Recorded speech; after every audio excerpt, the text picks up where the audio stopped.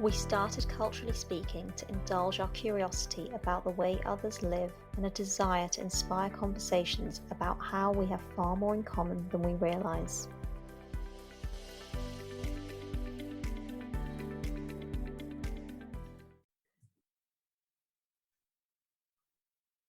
Hey everyone, it's another Hi. week, another episode. I'm really excited about this one because I think it's near and dear to our hearts. Yeah, and also I had a lot of fun researching it. And I think okay, we are talking about British foods through history, and I think people who have been listening to us for a while know how much we adore food.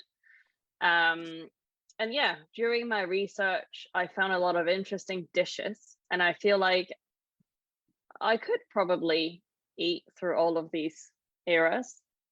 It's nothing too Right this weird. second, probably not. Like, I've just had dinner, which is a good time to No. do a food episode because we're not hungry. Otherwise, I feel like I'd just be salivating over it. Before we start though, like I need to tell you, I had the weirdest experience last night.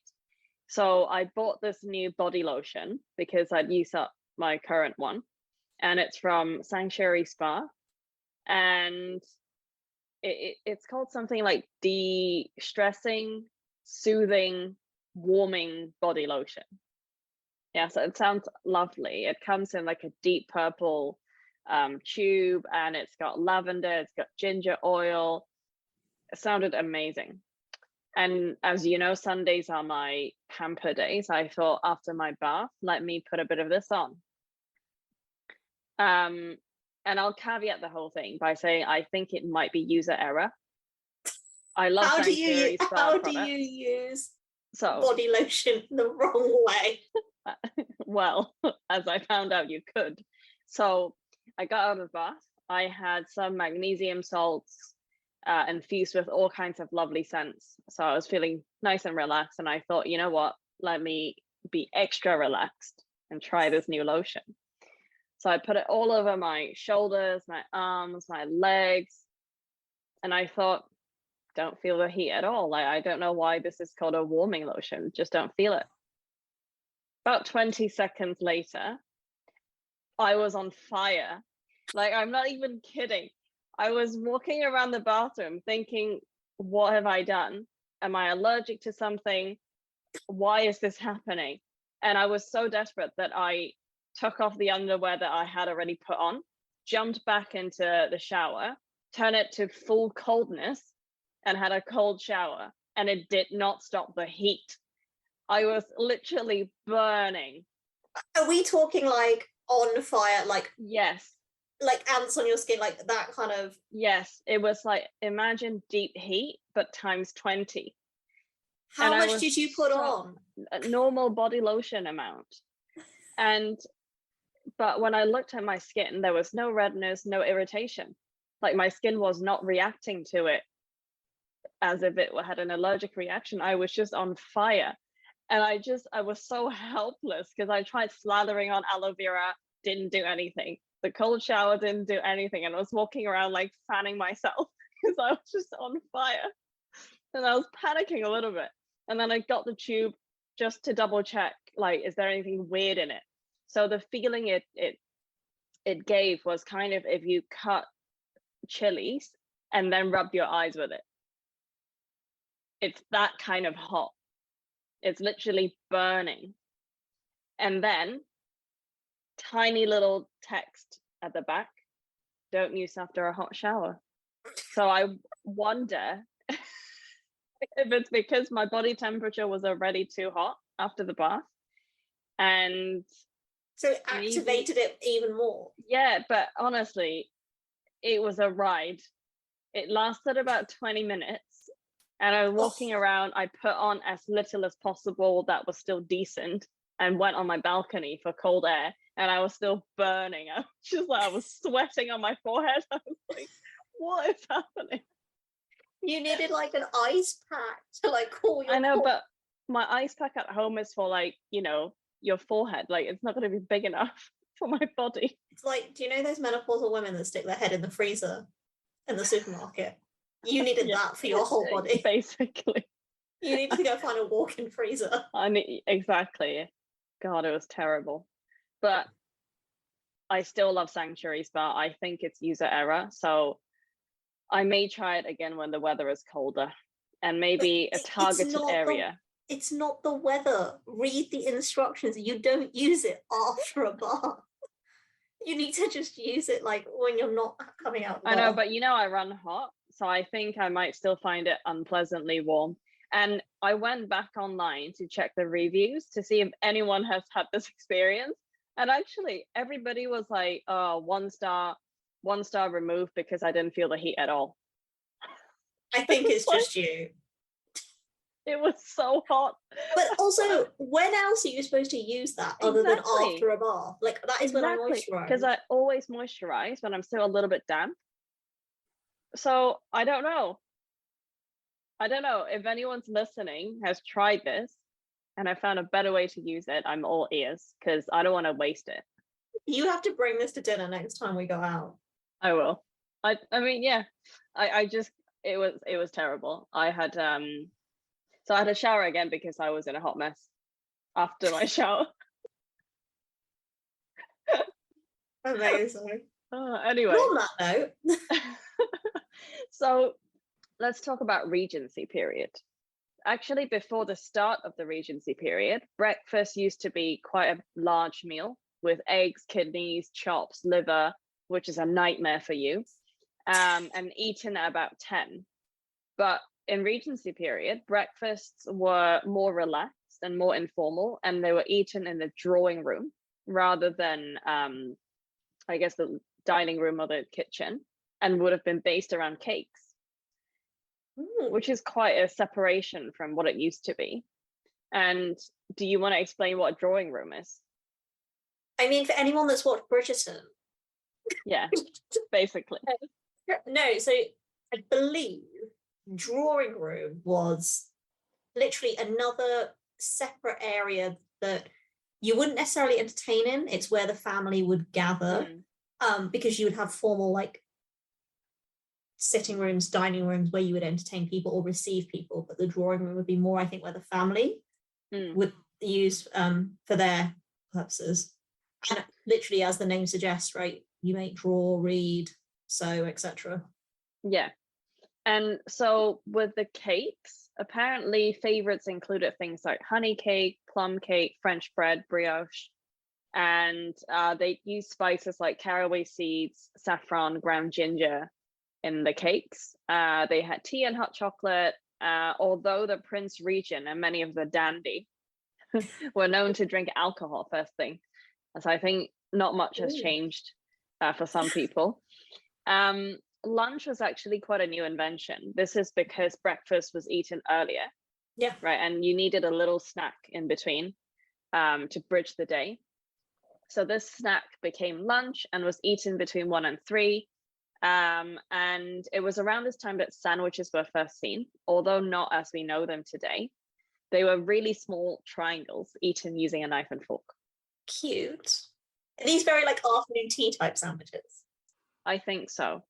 And then dinner was normally eaten at about 5, and it would be extravagant. And I think throughout history, until, probably wartime, that used to be the norm, right? Dinner used to be a whole spread, and it's an event because there was no other entertainment, to be fair. All the dishes of the courses were laid on the table at the start of the meal, and the etiquette noted that the table should be covered but not crowded. Dinner was normally eaten at around 5, which I think is a little bit early for me. I think 6 is better for me. And the first course would normally be soup, such as chestnut or artichoke soup. In seaside towns, there would be a fish course, as it was easier to get fish, and it would be something like mackerel with fennel and mint, which sounded delightful. And then the next course would be roasted meat, sweet and savory pies, tarts, game, other fish. And then they would also have vegetables, which were drowned in a rich butter sauce, because butter was more expensive than meat. So it showed off wealth. Pickled vegetables were also very popular. And actually, apparently, veg was quite new, and fashionable back in the day because people would believe vegetables were bad for you. And then you'd have dessert. Often these were displayed in a fashionable pyramid shape, especially fruit and marzipan. Oh, I hate marzipan. Blah. Sugar was believed to help digestion, and often a drink containing spiced sweet ginger was consumed to help close an overfull stomach. And there are things called comfits. These were roots and spices covered in layers of sugar, believed to be medicinal. Licorice is one of those that they would eat after dinner. And then you had supper, which was as late as 10 or 11. So this would be for people returning from the opera, the theater. They'd have, a warm drink or a light meal like a soup. And this really gross thing, I think it's a negus or a negus, was made up for guests 20 minutes before they were due to leave. Guess what it's made of? It's not something you would eat. I don't know, but the name's not particularly appealing either. So it was made of calf's foot jelly, wine, boiling water, lemon, and spices. Well, to what age though? Like, why is that something you want to say goodbye on? I don't know. Never return? See you never. You have this. So is it savoury, do you reckon? With the liver? I think, well, no. So the calf's foot jelly is probably just for the texture, isn't it? Because they didn't have manufactured gelatin before, right? And they used to boil all of these things. Right, so it's sort of a gloopy textured wine with... Oh, maybe I can get on board with that, actually, if it's like a kind of boozy, lemony spiced jelly. See, nothing's too weird for me to eat unless it's insects. Oh, so that's funny because I don't mind insects. Oh, no. Like the crunchy ones, like in Thailand. That's okay, but I'm not it's talking only because you can't tell it's insect. Right, like anything deep fried is nice. Shall we talk about weird foods that Victorians used to eat? Victorians are twisty in general, historically, so I can't wait to see what they ate. Some of them are not so weird, so I'm not going to describe them, but for example, marrow toast. So I think we still eat bone marrow. I think that's okay. I was going to say, that had a resurgence. Do you remember where you couldn't move for want of seeing bone marrow on a menu? Yeah. I guess in my culture, it's a delicacy. No, but do you remember when it just there was a sudden moment here? Oh, the nose to tail eating. And bone marrow mash. Bone marrow on toast would be a thing. Bone marrow gravy, amazing. Yeah.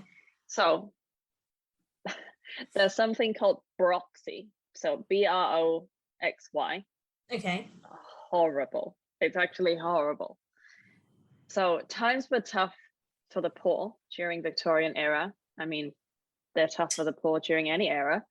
And many would take anything they could get, like broxy. Broxy was an umbrella term, brace yourself, for any meat the butcher had for sale that had dropped dead from disease. I know. Really, that is going to kill you if it's diseased. And sheep at the time, I mean, I don't know about sheep nowadays, but back then they were incredibly susceptible to communicable diseases like tetanus, salmonella, ringworm, and they were most often sold as broxy meats. What people did apparently was to rinse it with vinegar and lemon to remove potential disease that can make them ill. So, hang on. The reason I'm saying, wait, this might be a thing, because do you remember there was the whole discussion about people that wash their chicken? Yes. And some people wash it in vinegar, like an acid. Really? Hmm. I think it's not a thing here, though. No, but I think in some cultures it is, because that's how they're used to preparing the meat. Mm. And I guess, again, the chemistry is probably beyond my comprehension, but the acid goes the way to killing off some of the germs. Yeah, let's not stay there. Well, I mean, look, I'm not eating diseased sheep. Well, sure. So one of my favorite things to eat, actually, kedgeree, came about Yes. then. Isn't that So for because of the people- empire, though? Yes, it is. Yeah. So for people who've never had it, it's smoked haddock, usually milk, rice, and you kind of cook it. It should be free-flowing rice. Yeah, And it should yeah. be spiced yeah, with curry. Normally there's an Yeah. egg. in it, yes. typically. There's an egg. Soft-boiled egg. Apparently, Peas. Victorians loved eating kedgeree for breakfast, which Yeah. I think is a bit heavy, to be honest, for me. Yes, but you do see it on a lot of brunch menus. I do like it. It's very easy to make at home. Boiled calf's head. Anyone? What is with all the carbs? Seriously, what did the baby cows ever do to anyone? Well, think about it though. Even in modern agriculture, like calves, especially male calves, have very low value. Yes, because they won't reproduce. So there must have been an excess of it, Okay. right? In 1861, there was a book called The Book of Household Management, edited by Isabella Beeton, and I actually have a recipe book by Mrs. Beeton on my shelves. Classic. Actually details how one would prepare a boiled calf's head. Do we want to listen to it? Go on, humour me. Okay. I promise not to grimace immediately. The process began with scraping off the hair, removing the eyes and brain, and cutting off the ears. The head was then boiled in salted water. While it was cooking, the brains would be prepared separately, sauteed with salt, pepper, parsley, cayenne, lemon juice, and butter. These were then presented on a platter, neatly surrounding the detached tongue of the calf, and then the head would be placed at the center of the table for the guests to look at. So from what I gather, you're just eating the brain and the tongue, which people still eat now. But the tongue's in the middle of the platter. Yeah, you'd eat it. I thought it was just for decoration. It is actually quite nice. Sorry, people who are vegetarian and vegan and pescatarian. Pickled oysters. Oh. I'm not sure about this one. Okay. I like, we love a good oyster. Yeah. And I like them raw as well as the baked version or the Japanese tempura version. But pickled, just extra slimy, isn't it? Depends what, because if you think about when we eat raw oysters and we douse them in like lemon and, maybe vinegar and shallots, if it's a quick pickle, sure. Not like sitting there for months. Maybe. This is called water sushi or sauchi, like Souchy. This is literally the description. Think seafood stew, but with a lot less flavor. It literally means seafood water. So Victorians would throw their fresh catch or fishy leftovers into a pot with water. They'd bring it to a boil, add some parsley root and wine. That's it. It's kind of like fish stock, no? It sounds pretty watery to me. The next era that I looked at was the Elizabethans. So they had 3 meals like we do. Although to confuse people who are not from the UK. So breakfast is breakfast, lunch is dinner, and dinner is supper. Yeah. Yeah. What did you call lunch or dinner? Did you call it dinner or do you call it lunch? Lunch. Right. But then there was dinner time at school, and that was always the confusing one to me. At my school, I think we called it tea. Like dinner was tea. Tea would be in the evening. Yeah. So tea is dinner, yeah? Yeah, so it would be breakfast, lunch, so and tea. Yeah, same. Because like you'd say, when you were little and like some people like, oh, like, can I go to her house for tea? Or can I invite him to tea? And there's that book, right? The tiger. Like, the who tiger came to that, tea? Yeah. My favourite. But that's because he actually comes for tea. But yeah, there's tea and then there's prep time, 7 to 9. Anyway, so with the Elizabethans, the foods eaten really depended on wealth and status. I guess also modern times. They enjoyed all kinds of meat. So beef, pork, lamb, mutton, bacon, veal, deer, peacock, apparently was eaten, swan, goose. The diet also included freshwater and sea fish, salmon, trout, eel, pike, sturgeon. I didn't know people ate sturgeon. I thought they were just for caviar. Caviar. Yeah. For the poor, bread was usually the staple food, and you'd have it with butter, cheese, eggs. I'm gonna say potage, but it might be pottage. It's like Can you just say potage again? Potage. I definitely think it's pottage. Just so you know. Is it actually pottage? As in, I think it is. You've just. I mean, a lot of food words did come from France, though. If you think about what we call food. What is potage? So it's a vegetable soup thickened with oats. That's definitely pottage. That's definitely pottage. Okay, so, it wasn't in last week's episode, but I think outside of the podcast, I was telling you about Fishy Fridays. I think it was, yes. Yeah. So apparently in 1563, in order to support the fishing industry, Queen Elizabeth made it a law that everybody had to eat fish on Wednesdays, Fridays, and Saturdays. I mean, that would suit me down to the ground because that's basically my life. You could go to jail for 3 months if you disobey this law. Get on board with the peskies. So they also ate fruit and veg, but also they thought it was, suspicious as a food group.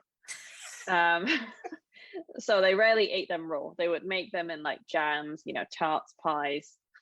I think a lot of people know this.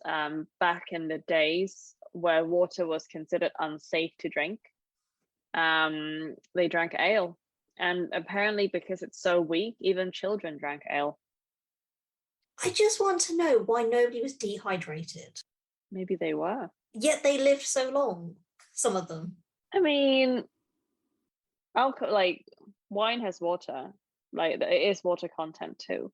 What was interesting when I did my research was that during this period, a lot of foods we now think are very common were new to society because they were discovered in the New World. Yes. Such as tomatoes from Mexico. Yes. They have such a cute name. They used to be known as love apples. Love apples. I know. I love tomatoes. Me too. Good roasted tomato soup. It's amazing. Or just really good fresh tomatoes.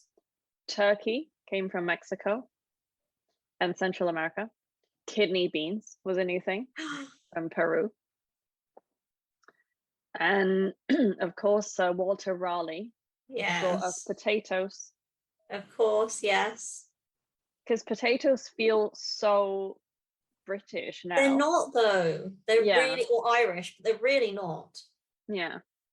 And something that's hilarious about how they made the meal. So obviously they don't have your KitchenAid, they don't have, induction hobs and any of these things. For the record, I do not have a KitchenAid because I cannot bake. So we'll just so preparing meals was a chore, and meats would be roasted on a spit, old school, and you had to manually turn the spit to make it roast evenly. And apparently in large kitchens of aristocrats, that just reminded me of the Aristocats. Anyway, so aristocratic households would have dogs doing this task. They're called turn spit dogs. Turn spit dogs. They are now extinct, but they were bred especially for the purpose and would be made to walk inside a wheel, like a hamster wheel. Oh my God, no. But much bigger. That then slowly rotated the meat. I'm guessing there's some gears happening. The poor doggies. Animal welfare would have a field day today.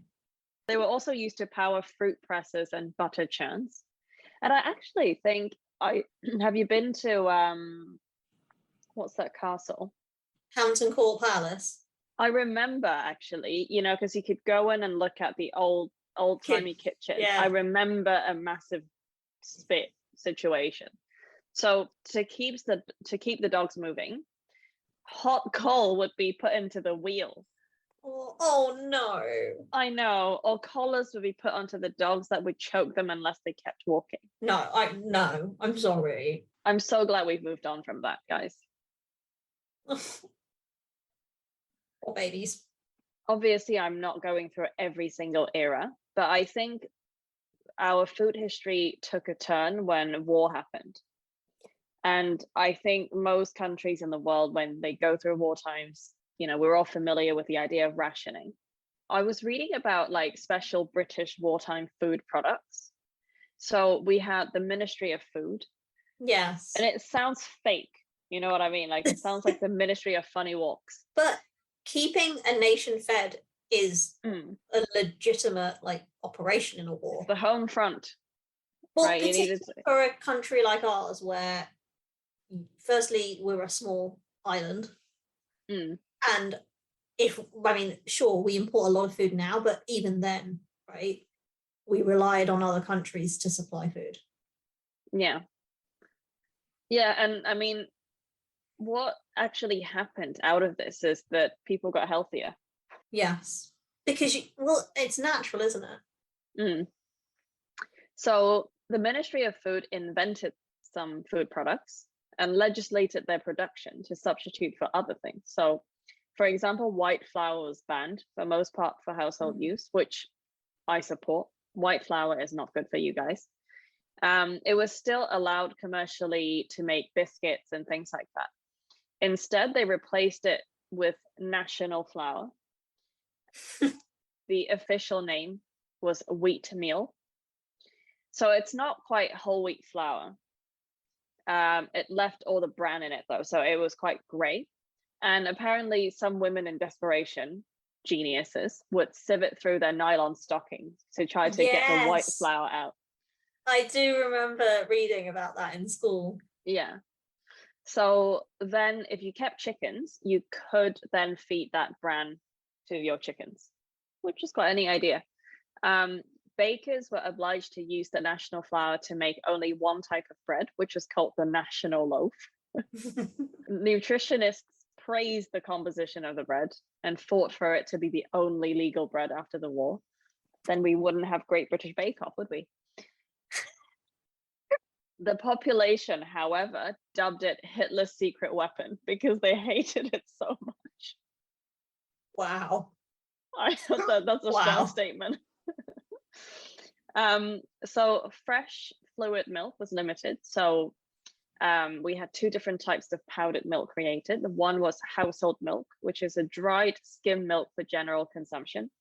The other one was national dried milk. I love how they put national in front of everything to encourage people to use it. Well, you've got to get that patriotism going, haven't you? Yeah, during wartime, definitely. Yeah. So this is actually a dried full cream milk powder aimed at feeding infants. Right. Which makes sense. I guess is that like baby formula today? Probably. Do you know, I saw this thing where now do you know how you can get like a coffee machine? You can get a baby formula machine that spits out baby formula. I'm not joking. Anyway, sidebar. Then a national cheddar was made. So all cheese making resources and capacity were diverted to cheddar. Well, I mean, cheddar's a pretty great cheese and it's very British. Cheddar gorge, people. I like a red Leicester, Rogue. Cheddar is a bit too like. Do you feel it in your teeth? No, I do like cheddar, but red Leicester for a harder medium cheese, I prefer red Leicester. It would take the British cheese industry decades to recover because of this. And from July 1942 onwards, there was national dried egg, courtesy of the US. Sorry, one packet. Do you not know about dried egg? No. Oh my God, loads of places use it still. Probably not the same formula. But when you go to when you go to holiday sometimes and you stay in these hotels which do a breakfast buffet, this is why I never eat scrambled eggs out. unless I can see them cook it. You can tell when it's powdered egg. I'm 100% sure at my uni in the canteen, because I ate at the canteen in my first year while staying in halls. I can bet you 100% it was powdered eggs. Really? Mm. I didn't know that was a thing. Because again, I don't normally eat the scrambled eggs at a hotel. Yeah. Not for that Exactly. reason, but normally because they have cream or milk in, and that normally is very triggering for me. But yeah. There was also a national butter and 2 types of national margarine. Meat did not escape rationing and was the last thing to come off the ration list in 1954. So can we first just of all, pause for a second? 1954. I don't think people realise how long rationing went on in this country, considering the war ended in 45. Yeah. It's a decade later. Yeah, they're still eating. That's how long it took us to recover. So some meats were not rationed. Horse meat was not rationed.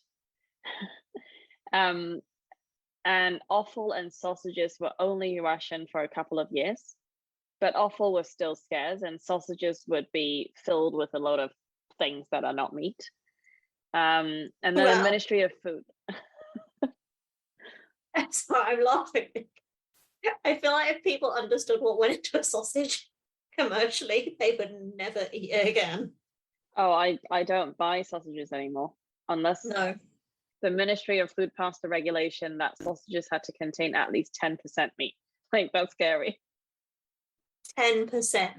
Commercially, there are laws around what you can call something nowadays, right? That's why you get the cheese slices, which are like cheese flavored slices instead of cheese. Yeah, so I always thought that was just like EU advertising rules, but it makes sense. Have you ever seen canned cheese, like spray cheese in America? Yes, I have thoughts about this, like so many thoughts. How? Why? I know.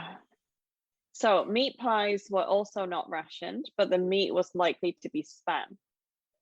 Yes. Do you know though, Spam is still like eaten very widely. I mean, you do know in South Asia. I still eat it. Yeah. Like in South Korea, people love Spam. Oh, in Hawaii, it's like an actual thing. Yeah. Also, actually, slight sidebar. So, as you know, and as some of our listeners may know, generally in Southeast Asia, we get these seasonal monsoons. And obviously now with better infrastructure and generally better quality of life, it doesn't really cause too many problems. But back in the day, especially maybe my parents or their parents' generation, there's always a few things which are tinned goods that you would have on typhoon nights, because those days are when you couldn't buy fresh produce in the markets because they'd be closed. So one of them would be Spam. One of them would be tinned sardines and tomato sauce. Or it could be baked beans and you just have it with rice. I can't eat baked beans. Why? I quite like them. They just make me gag. Okay. Let's move on from baked beans then. They're so sweet. They are. I've not had baked beans in a long time actually, because now I'm all about not eating artificial foods. But it's a fond memory, and this is gonna gross you out even more. We don't typically warm them up. You just pour them out of a can and you eat it with hot rice, and it's super good. Stop. That's even what, like, it's like, do you know in Canada they put them in, like, they have them in maple syrup? Oh, no, that's bad. No, also, that's worse. Here, I think you probably didn't grow up here when it was a thing, but I remember, like, when we were children, and you'd go to someone's house for tea, and sometimes they'd have baked beans, but they'd have baked beans with, like, sausages in them. They'd come with sausages in the can. Have you seen those? Yes. They are not sausages, though. I don't know what they are. There's one of the, you can get them with pork sausages. Yeah. Okay, moving on from sausages and beans, which actually is a pretty British combination. Yeah. I read that in the 40s there was this thing called the pig and chicken clubs, which when I read it, I was like, like pigs and chickens, like what, hanging out, like what's happening? So apparently, a lot of commercially farmed hens had to be killed and sold off as food because there's no food to feed the chickens, which led to an egg shortage, and which led to egg rationing of 1 egg per person a week, which is a nightmare. I have 2 eggs a day at least. It's the egg powder. Correct. Expectant mothers and vegetarians were allowed 2 a week. I'm telling you, we'd share three. Okay, we'd share 3 between us. Sorry, sharing is not caring in this situation. So when Janice says we're sharing, what she means is she's getting 3 eggs and she knows that I won't eat. Consequently, people who hadn't kept chickens could start keeping them in their back gardens, because then you can have unrationed eggs. But what happens if you already had chickens? That you had to kill them? Everybody had to give up their egg ration. Oh. But then you got entitlement for grain rations instead for your chickens. Right. Which is a really roundabout way to do this. So the famous Savoy Hotel in London had its own chicken farm, set up by Hugh Wantner, the then managing director, which supplied the Savoy with its own unrationed source of chicken and eggs. But they were still required to ration them on the menu to the customers. They could just keep them. Then communities set up neighborhood pig clubs. So together they would buy a pig and then feed it scraps from the households involved. If you belong to the pig club, the fact that you registered to a pig club, you had to give up your meat coupons. If you kept a private pig, I love how it's called a private pig instead of a public pig. You had to register the pig as a member of the household, I guess. Part of the fam. Imagine your voting forms and everything, like your registry, the electoral roll. How many pigs are there? Half a pig. Because half of it was supposed to go to the government, but obviously not everybody would register their pigs, which is a ridiculous thing. But it's not, because if you think about it, think about how many people a pig can feed. Yeah.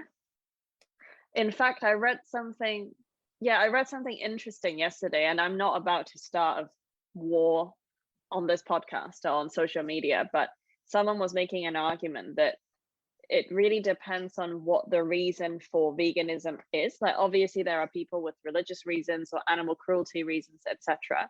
But this whole article was saying that in terms of the harm done to the environment, killing 1 cow costs less and feeds more people than growing enough crops to feed 1 person or to feed as many people. Because if you think about all the insecticides, pesticides, clearing out land, and therefore killing the whole food chain, basically, which was interesting. Like, I think I'm not gonna, pick a side on this argument, but it was just something interesting that I read. That wasn't what I was going to say, but okay. I think it was you who told me, like, you can buy a part of a cow. Yeah, so I used to do that. I think, unfortunately, because of COVID, that company has changed its operation. But there's a company that I used to buy from, where you place your order and they portion it fairly. So you can't really pick, all the nice steaks or whatever. They portion it fairly, and only when the entire cow has been purchased, then they slaughter it and then deal with it so that there's no food wastage. So you were almost in like a communal pig situation, but with the cow. I'm a cow club member. So fats were on ration because they were used for explosives, lubricants. So national butter. Apparently butter supplies used to come from New Zealand, but because of the war, that was reduced. So they created national feels like butter. a very long way for butter to travel. I know. How do they keep it not melted? Like, how does it not go rancid? I don't know. Did you see that thing about people making butter in the dishwasher? No, what? Like, I swear the dishwasher has become like the new I've only must-have seen gadget.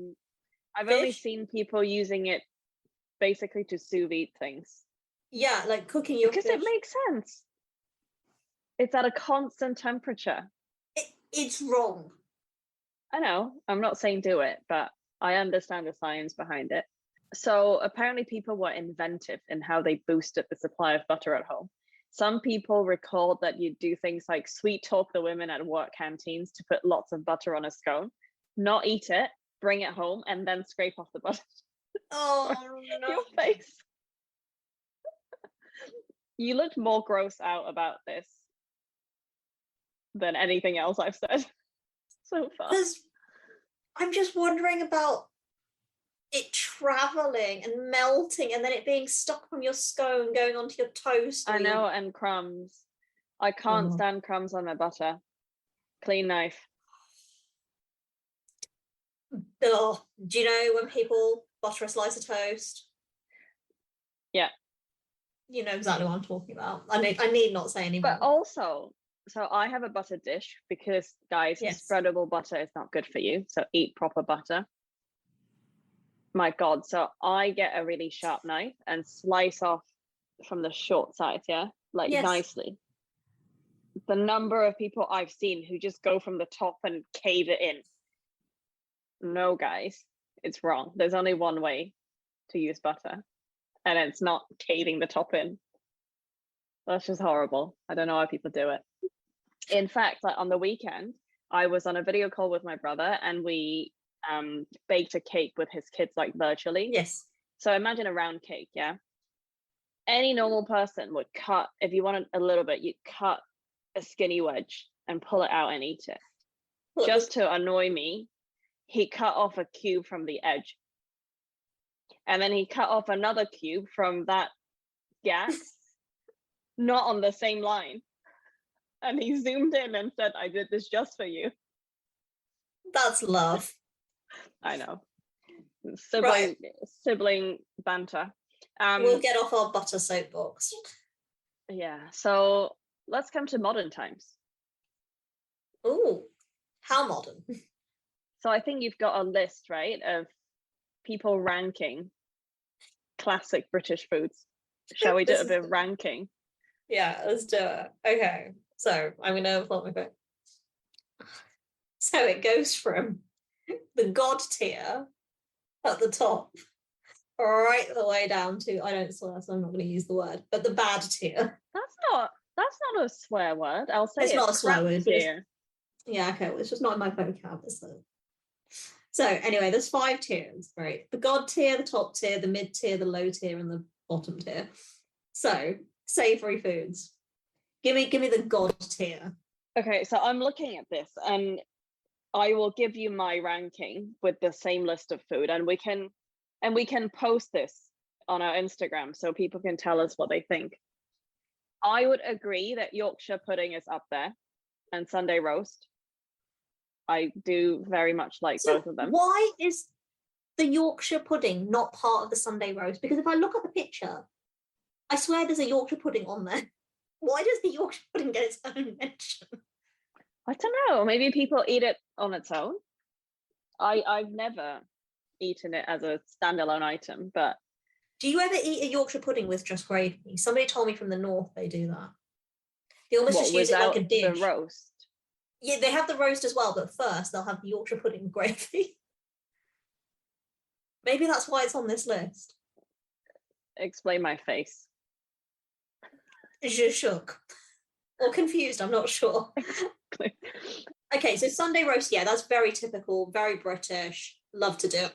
So bacon sandwich, I feel like that's hangover food and a full English. Crumpets, I do love. I love a crumpet. Yeah. Do people get it in other countries? I've not seen them. You can in Hong Kong, like in the M&S in Hong Kong, you can buy crumpets. Fish and chips. There's a time and a place for fish and chips. Fish and chips are not British though. Yeah, exactly. So demoted. Okay, I've never understood toad in the hole. I don't understand it. Like, why? Why do I want my sausages covered in Looks batter? obscene.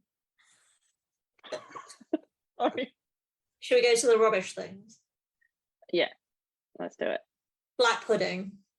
I My love black cousin pudding. came from Sydney like earlier in the summer, and he's like, I just don't understand. I love it. I love black pudding. I love blood sausage in any culture. Yeah. Okay. Liver and onions. You look unsure about our friendship right now. No, I mean, look, again, because it's not something I eat anymore, but Fair. okay. Liver and onions. Love it. My dad grew up on liver. He likes it. Everybody, unless you're not eating meat, should try to have liver once a week. Very good for you. Yeah, the iron. Okay. Should we move to sweet things? This is going to be your domain because I feel like you know your sweets. Right? I also don't have a sweet tooth, so I think I'm a bit biased. Neither do I. Okay. Right. God tier. Obviously scones. 100% love it. And guys, cream and then jam. I will not have it any other way. Of course. It has to be that way, right? Victoria sponge. It's a good classic, but it would not be my go-to cake. Controversial opinion. Victoria sponge always disappoints me. Like I'm left feeling like, and like what else? Yeah. What's the second act? I think the thing is because it's so simple. That's always the way with cooking, right? The simpler it is, the more perfect it has to be. Like every single thing about it has to be perfect. Yeah. Also, I think some of the things in the top tier could potentially be god tier for me. So, sticky toffee pudding. See, I'm funny about it because it's always too sweet and then my teeth hurt. It is. But this is why, like, in the winter, if I ever have a dessert, I'll have like a spoonful of that and then I'm like, I'm good. That's it. Pudding, we should say. Battenberg cake, again, not British. Yeah. Battenberg. Can we just like... Do you know what? I'm surprised by how many people don't like Christmas pudding, according to this survey. Me. You don't like Christmas I don't understand it. It's I love the brandy sauce. Yeah, but that's the sauce. I'm there for the sauce. I'm not there for the... I like the bit where you light it on fire. Yeah. For a bit of dinner theatrics, but I don't understand why it's good.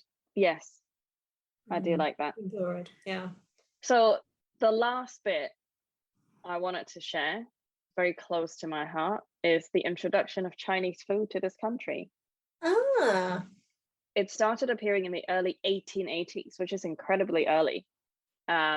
Usually visited by Chinese like seamen and students. And then as part of a restaurant in the International Health Exhibition in South Kensington in 1884, they introduced Chinese food on the menu.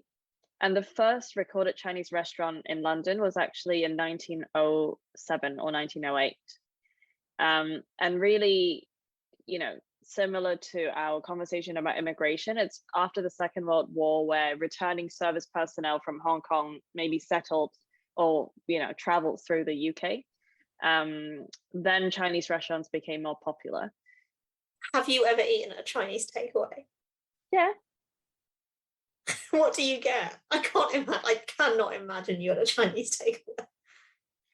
So I would get like a lemon chicken, which is a legit dish, and one that I wouldn't make at home because you need to deep fry things. Or I would get something like a black beans or stir fry, which again is a legit thing. But I would never get something like a chop suey. Like that's a made up thing, guys. That's just it doesn't exist. Interesting. I learn something new about you all the time. We've talked about this before, but just as an ending, I'm going to ask you, what's your death row meal? I'd start with dumplings, and I mean all kinds of dumplings, right? I'm not choosy. I'm indiscriminate when it comes to my dumplings, right? I love like dim sum type dumplings. I love pierogies. I love momos. I love Indian types of dumplings, all kinds. I think encased in a little bit of dough or pastry, I'm there. So that would be my starter. And then I think second course, in another life, I feel like I was meant to be a New Englander, Maine, the seashore. I do love like my nautical. I love my little like nautical tops. So you always call me like a little sailor, yeah. So I think it would have to be a lobster roll. You know. Okay. Even it keeping it pesky. Third course. Very weirdly, I think I'd lean into my Italianness because I'm convinced again that like if you cut me open, I bleed a little bit Italian. I either want a really good cacio e pepe, and I'm in a really good cacio e pepe. Oh my god, don't even. I have still yet to have one that ticks all the boxes for me. We'll go. There's a place in South Ken that I know. We'll go. Okay. No, that would be it. If I was gonna be like, no, as in for that course. I'm not finished. Okay. I was gonna say like I've got a bit to go. I just meant in terms of my Italianness. Okay. I think that would be it, because my alternative was, if I was being un-Italian, would be mac and cheese, but it's fine. I don't need to indulge in mac and cheese if I've got cacio e pepe. And then the next course, I think I'd bring it close to home. My mum, she does a really good prawn biryani, and I'd want that. And also there's no consequences for the amount of carbs I'm eating here. So yes, too carb heavy kind of, and I'd want the really good, really big, fat, juicy, like shell on prawns. And I'd want them like, oh, so good. So good. And then I think to close, I'd want a really nice like tequila and lime granita to like cleanse. Interesting. Okay. Yeah. And then I think my dessert, Black Forest Gatto, has to be. High five on that. That is one of my favorites. That would be me, I think. What about you? To start with, I'm with you on the lobster, but I'm going for a lobster beast. I am going for a prawn cocktail. The classic way, with the iceberg lettuce with the prawns hanging over the bowl and with the... Sorry, sidebar, but we went for brunch. I think it was like last year at Balthazar, right? And you insisted on getting this prawn cocktail, and it could have come... I love Balthazar, by the way. I'm not trying to, hate on Balthazar at all, but it could have come out the 70s. That's how you want it, though. And then I'm going for a Japanese chirashi don, which is a sashimi rice. And it has to have sea urchin, guys. It has to. I did go for a tempura selection here. And I don't care about the tempura prawns because I've had a lot of prawns already. But the sweet potato and the aubergine are must-haves. I would then go for a medium rare ribeye, well seasoned. Truffle mac and cheese to follow. I would have some Chinese roast meats just because it's a taste of home, I think. And then I went for a Yorkshire cheesecake.